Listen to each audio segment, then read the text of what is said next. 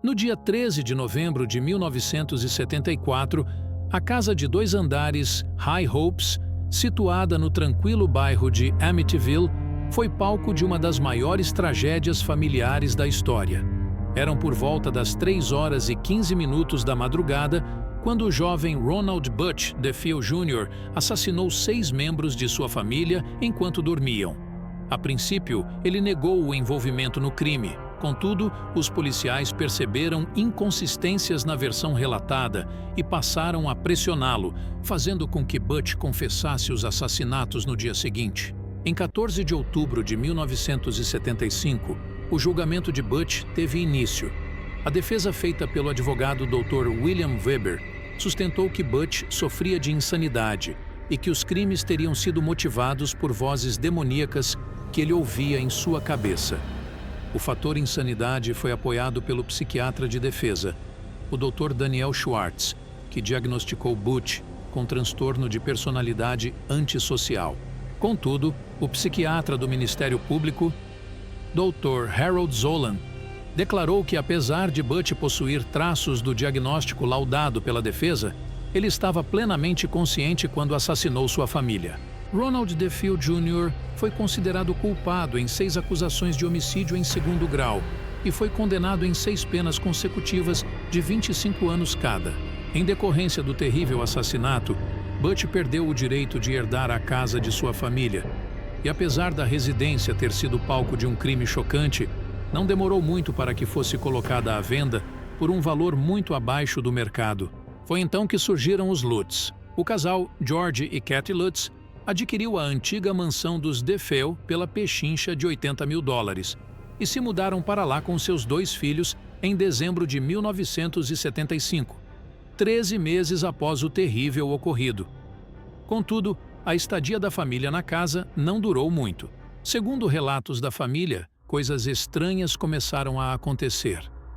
Móveis da casa se mexiam sozinhos. Cruzes que tinham na parede insistiam em ficar de ponta cabeça, além de ouvirem constantes barulhos e batidas no assoalho. George Lutz também relatou que durante sua estadia na casa, algo o acordava todos os dias por volta das 3h15 da madrugada, horário em que a família DeFeo foi assassinada.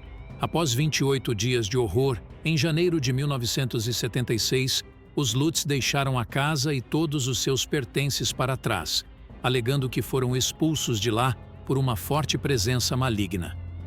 A história assombrosa dos Lutz, somadas ao depoimento de Butch sobre as vozes demoníacas que ouvia em sua cabeça e ao fato inexplicável dos corpos da família DeFeo serem encontrados na noite do crime, cada um em sua respectiva cama, deitados de bruços, sem sinal de luta e, curiosamente, sem a presença de sedativo no organismo, criou uma gigantesca atmosfera paranormal ao redor do crime.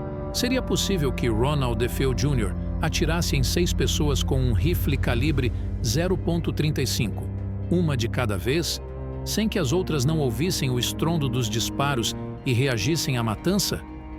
Principalmente porque o rifle utilizado por ele na fatídica noite não estava equipado com um silenciador. Os Lutz queriam desesperadamente contar a sua história, e não demorou muito para que a mídia repercutisse e começasse a explorar o fenômeno paranormal.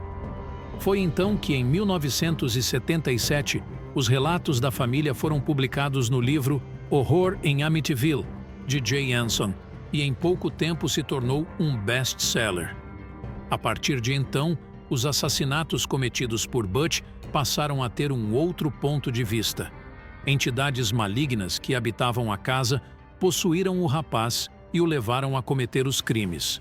Contudo, o que muita gente não sabe é que essa história fantasmagórica foi criada pelo advogado de defesa de Ronald DeFeo Jr., o Dr. William Weber, enquanto tomava vinho com George e Kathy Lutz, após um delicioso jantar com o casal de amigos. Isso é tudo, pessoal!